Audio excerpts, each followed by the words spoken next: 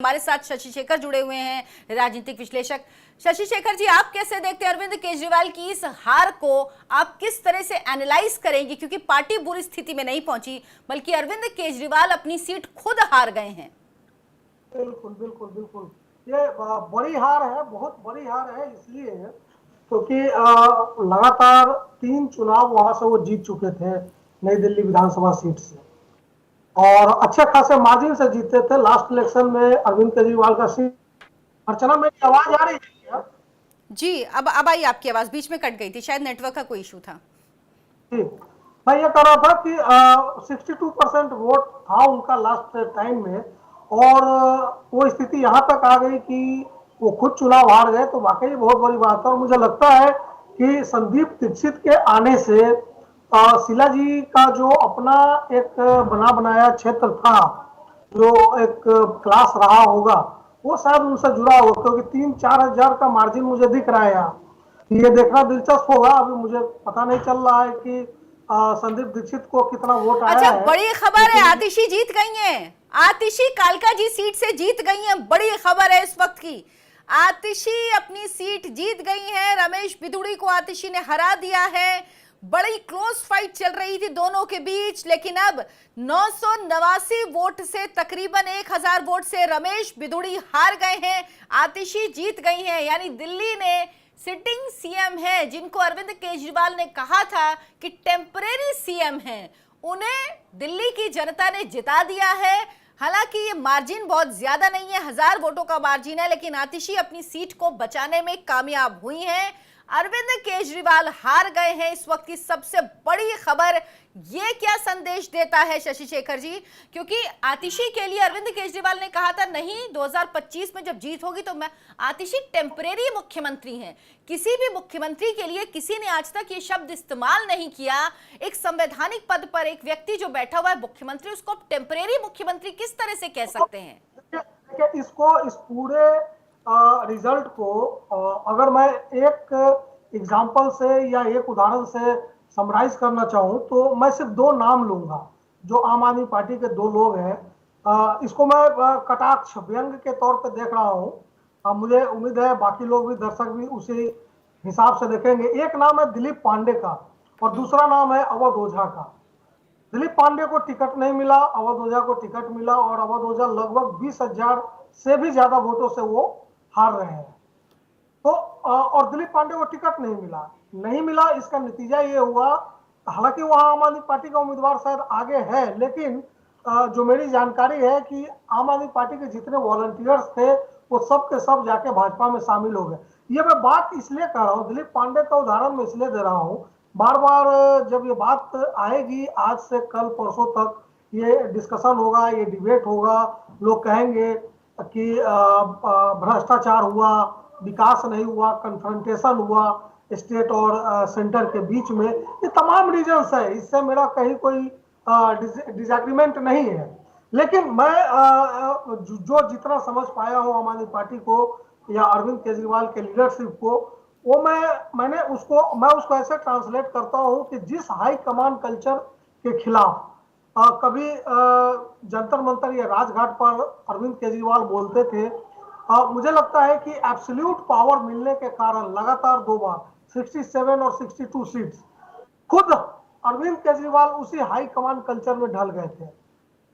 इस बार आप देखिए, इसी चुनाव में मुझे लगता है तकरीबन 15 से ज्यादा ऐसे कैंडिडेट थे जो आयातित कैंडिडेट थे, इंपोर्टेड लोग थे, बीजेपी से और कांग्रेस से। जैसे एक सीट तो लक्ष्मी नगर का ही था, बीबी त्यागी, और भी तमाम इस तरह की सीटें थी। बीबी त्यागी साथ हार रहे हैं, अभय वर्मा वहां जीत रहे हैं। तो हेलो, मेरी आवाज आ रही है क्या? जी जी, बिल्कुल बिल्कुल आ रही है शशि जी आपकी आवाज। तो मेरा अपना ऑब्जर्वेशन ये है कि तमाम इफ वर्ड्स, भ्रष्टाचार, बाकी चीजों के अलावा मुझे ये लगता है कि जो कहता ना, कहावत है कि absolute power corrupts, absolute power corrupts absolutely. तो ये एब्सोल्यूट पावर था इनके पास पिछले 10 सालों में, और मैं उसको करप्शन को सिर्फ वो शराब या बाकी चीजों के नजरिए से नहीं देखता। क्योंकि देखिए, मैं पर्सनली इसमें बिलीव करता हूं कि मियरली एक्यूजिंग समवन उससे कुछ होना नहीं है, वो जुडिशियरी का काम है। लेकिन आपके आचार विचार व्यवहार में जो आपका पॉलिटिकल बिहेवियर है, मतलब जो आपका इंटरनल पॉलिटिकल डेमोक्रेसी है आपके पार्टी के भीतर का ऑर्गेनाइजेशन और मतलब जो संगठनात्मक जो आपका लोकतंत्र है या जो कल्चर है, वो बहुत ज्यादा यूनिफाइड हुआ, सेंट्रलाइज्ड हुआ, उसी हाई कमांड कल्चर में ढला। और एको अहम द्वितीयो नास्ति कि मैं ही सब कुछ हूं, जिसको मैं टिकट दे दूंगा वो जीत जाएगा। और शायद मुझे लगता है कि दिल्ली की जनता ने इस चीज को पसंद नहीं किया। अन्यथा जो फ्रीवीज की बात हो रही थी, रेबड़ी की बात हो रही थी, उसको तो बीजेपी ने भी रिपीट किया। ये 2100 की बात कर रहे थे, वो 2500 की बात कर रहे थे। लेकिन मुझे ये है कि मतलब एक तो ये भी कि डबल इंजन वाली बात भी लोगों को शायद अपील की होगी। हाँ, ये जरूर मतलब देखिए, मेरा ये स्पष्ट मानना है कि लोकतंत्र में किसी भी नेता में अगर अहंकार दिख जाता है, लोग अगर उस चीज को भाप जाते हैं तो फिर गलत है। जैसे मैं फॉर एग्जांपल इसको 2019 का लोकसभा और 2024 का लोकसभा इलेक्शन से भी कंपेयर करता हूं कि बीजेपी 300 से ज्यादा थी 2019 में, लेकिन उसको नीचे आना पड़ा 2024 में।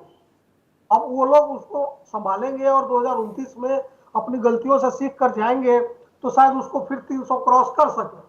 लेकिन जो बोलते हैं ना कि एक मतलब अहंकार का भाव नेता में अगर दिखना शुरू हो जाए तो जनता को ये बिल्कुल भी अच्छा नहीं लगता है, कार्यकर्ता को भी अच्छा नहीं लगता है, संगठन के लोगों को अच्छा नहीं लगता है। और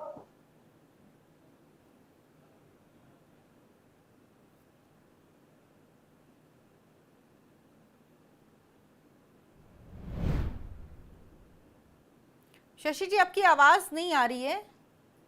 जी अभी जी अभी आ रही है मेरी आवाज? जी जी जी जी, परफेक्ट है।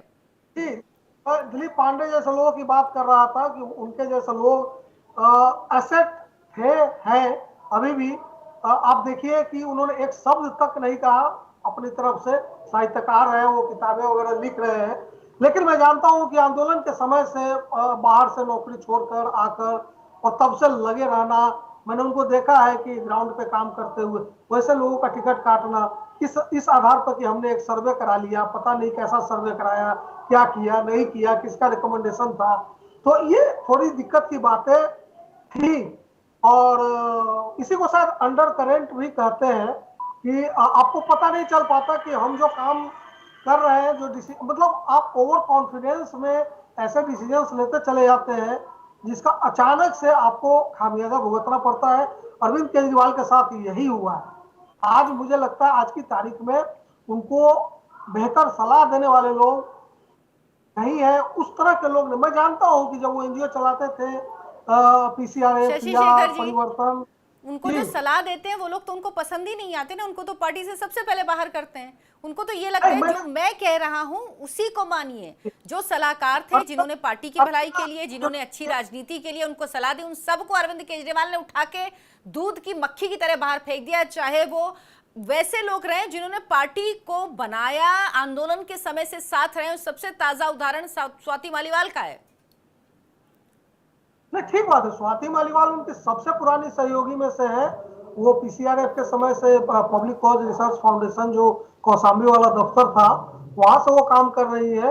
तो और आप पीछे जाएंगे तो और भी बहुत सारे नाम है। योगेंद्र यादव है, प्रशांत भूषण है, आनंद कुमार है, बहुत सारे इस तरह के लोग हैं।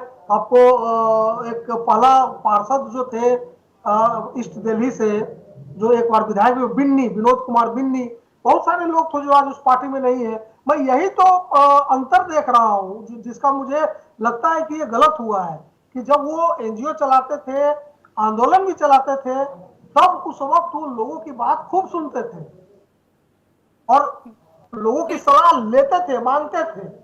लेकिन ऐसा क्या हुआ कि पॉलिटिकल पार्टी बनाने के बाद तो इसलिए हुआ कि जैसा मैंने कहा कि पावर नहीं मिला आपको, एब्सोल्यूट पावर मिला। अब 67 सीट्स मिल जाए किसी को 70 में, तो वो तो फिर वही शेर हो जाएगा ना कि मतलब कल तक जो शख्स यहाँ गद्दी नसी था उसे भी अपने खुदा होने का यकीन था। तो पावर है। वो आपको इतना ज्यादा एम्पावर्ड कर देता है, इतना स्ट्रेंथ दे देता है, इतनी अथॉरिटी दे देता है कि कभी कभी आपको ये भ्रम हो जाता है कि आप ही खुदा है। देखिए और ये इसी का भ्रम नतीजा लोकतंत्र है में कि दो बड़े नेता, एक समय पे जो जिन दो नेताओं के नाम लिए जाते थे, जो सरकार में भी सबसे प्रभावित थे और पार्टी में भी थे, अरविंद केजरीवाल और मनीष सिसोदिया, दोनों चुनाव हार गए हैं और बड़े नेताओं की स्थिति बुरी है। सत्येंद्र जैन हो चाहे सोमनाथ भारती भी हार गए, दुर्गेश पाठक हारे, सब बड़े नेताओं को हरा दिया है जनता ने। तो ये अरविंद केजरीवाल की जो नीति है, जो उनका अपनी राजनीति है, उसकी हार है, या बीजेपी ने जिस तरह से इस मामले में काम करना शुरू किया, इस बार दिल्ली में जिस तरह से बीजेपी एग्रेसिवली चुनाव लड़ी है, अपनी पार्टी के एक दो नेताओं को उन्होंने सोचिए 70 विधानसभा सिर्फ दिल्ली में, और दो नेताओं को एक एक विधानसभा की जिम्मेदारी, और बड़े बड़े नामों को एक एक विधानसभा की जिम्मेदारी दी। ऐसे में जीत बीजेपी की तय लग रही थी। बीजेपी ने जिस तरह से काम किया, बीजेपी ने शायद जो गलतियां पहले की थी वो नहीं की, एग्रेसिवली चुनाव लड़ी, मजबूत उम्मीदवारों को उतारा, किसी भी सीट में उसने किसी तरह का, जैसे पहले नई दिल्ली की सीट कोई ले लीजिए, वहां पे ऐसा लगता था वॉकओवर देते हैं अरविंद केजरीवाल को, लेकिन इस बार ना बीजेपी ने ना कांग्रेस ने वॉकओवर नहीं दिया। लेकिन अरविंद केजरीवाल की हार क्या संदीप दीक्षित की वजह से भी हुई है, क्योंकि तकरीबन 4,000 4,500 वोट मिले हैं संदीप दीक्षित को, और अरविंद केजरीवाल 3200 वोट से करीब हारे हैं। बिल्कुल बिल्कुल, ये बात बिल्कुल सही है। देखिए बीजेपी की एक खासियत तो ये है कि वो बहुत ऑफेंसिव होकर चुनाव लड़ती है, संगठनात्मक तौर पर बहुत मजबूत है।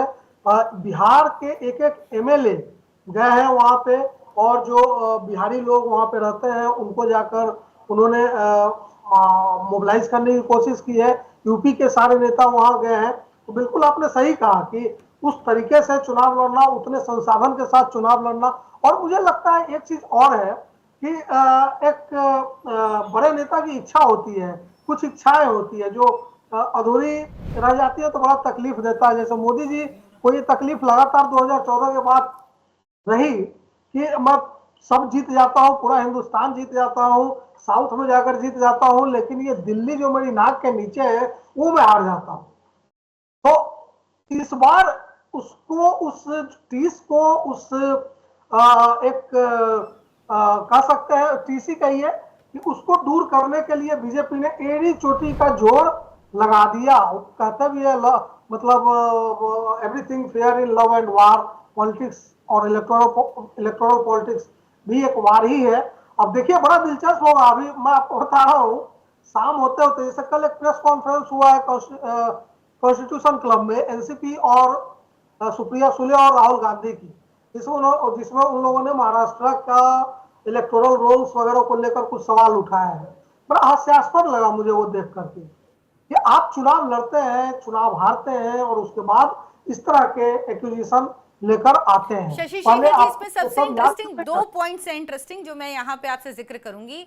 पहली बात तो ये कि जब अगले दिन दिल्ली विधानसभा चुनाव के नतीजे आने वाले हैं, बीजेपी और आम आदमी पार्टी लड़ रही है एक दूसरे से, आम आदमी पार्टी जबरदस्ती के आरोप लगा रही, बीजेपी कह रही चलो हम जांच कराएंगे एसीबी से, और उस दौरान राहुल गांधी महाराष्ट्र की गाथा लेके बैठ जाते हैं। भाई महाराष्ट्र का तो हो चुका चुनाव, नतीजे भी आ गए, सरकार भी बन गई, महीने भी हो गए कई, लेकिन आप आज ऐसा क्या हुआ कि आप महाराष्ट्र की गाथा गा रहे? और दूसरी बात, जो आरोप उन्होंने लगाए वो लगातार कभी 1 करोड़ मतदाता कहते हैं, कभी 50 लाख कहते हैं, कल उन्होंने 39 लाख मतदाता कहे, और सबसे बड़ी बात, चुनाव आयोग इस पर उनको कई 100 पन्नों का जवाब दे चुका है, लेकिन राहुल गांधी मानने को राजी नहीं है। मुझे लगता है कांग्रेस की सबसे बड़ी दिक्कत यह है, क्योंकि अगर आप ये मानेंगे कि आप हार रहे हैं अपनी वजह से, आप ठीक से लड़ नहीं पा रहे चुनाव, तो इसके बाद रास्ता खोजा जाएगा कि ये किस तक जाता है, तो वो राहुल गांधी तक जाएगा। अब राहुल गांधी पे कैसे सवाल उठे, इसीलिए अब ईवीएम का रोना छोड़कर सीधे सीधे चुनाव आयोग को इस सवाल के घेरे में खड़ा करना शुरू कर दिया है कि भाई इतने वोटर बढ़ गए। चुनाव आयोग कैटेगोरिकली उनको बता चुकी है कि कुछ हजार वोटर बढ़े हैं, इतने वोटर बढ़े ही नहीं। और आप नेता प्रतिपक्ष हैं इस वक्त, अगर आपको लग रहा है कि ऐसा कुछ हुआ है तो आप आरोप लगा के केजरीवाल वाली राजनीति राहुल गांधी दरअसल कर रहे हैं। लेकिन देखिए केजरीवाल किस गति को पहुंच गए, राहुल गांधी कैसे कुछ सीख पाएंगे, ये भी सवाल है। अगर आप कोई आरोप लगा रहे हैं तो कम से कम आप कुछ सबूत, आप विपक्ष के नेता, नेता प्रतिपक्ष लोकसभा के, बहुत बड़ा पद होता है, लेकिन राहुल गांधी को अपनी जिम्मेदारी का एहसास ही नहीं है। उनको लगता है बस मुझे साफ रखो, मुझ पे कोई आरोप ना लगाओ, क्योंकि अगर आप ये कहेंगे कि चुनाव नहीं जीत पा रहे हैं तो सवाल होगा राहुल गांधी क्या कर रहे हैं। लेकिन मैं आपको एक चीज बता दूं, इसमें ये जो रिजल्ट अभी आया है जिसमें अरविंद केजरीवाल के हारने की बात आप कर रही है, वो मुझे लगता है ऑफिशियली अनाउंस भी होगा। तो राहुल गांधी को, कांग्रेस को भले सीटें ना मिली हो, लेकिन आप इंडिया अलायंस की जो स्थिति पिछले दिनों बनी है, महाराष्ट्र से लेकर बिहार और यूपी, माफ कीजिए, दिल्ली तक और हरियाणा में, इसके बाद ये चुनाव अरविंद केजरीवाल अगर हार गए हैं, मतलब मेरा ये कहना है कि वो अगर अब तो हार ही गए हैं, तो खुद भी चुनाव हार गए हैं, तो राहुल गांधी के पास एक बहुत बड़ा माइलेज आ गया है इंडिया गठबंधन के अनअपोज्ड लीडर बने रहने के लिए। अगर ये चुनाव तीसरी बार जीत जाते अरविंद केजरीवाल, तो मुझे लगता है कि राहुल गांधी के लिए ही वो चुनौती होती। लेकिन अब राहुल गांधी अरविंद केजरीवाल को मतलब एक लूजर की तरह मतलब वो ट्रीट करेंगे और उनको इंडिया गठबंधन में आगे। तो मेरा ये कहना है कि जो पहला हिस्सा है बातचीत का, कि ये किस तरह का हिट एंड रन पॉलिसी आप अपना रहे हैं। आपको अगर पता था या पता है, दिल्ली इलेक्शन के समय भी शुरुआती दौर में अरविंद केजरीवाल ने आरोप लगाए वोटर्स लिस्ट को कि नाम काटे जा रहे हैं, नाम जोड़े जा रहे हैं, तमाम एक्यूजेशन चले, जवाब भी है।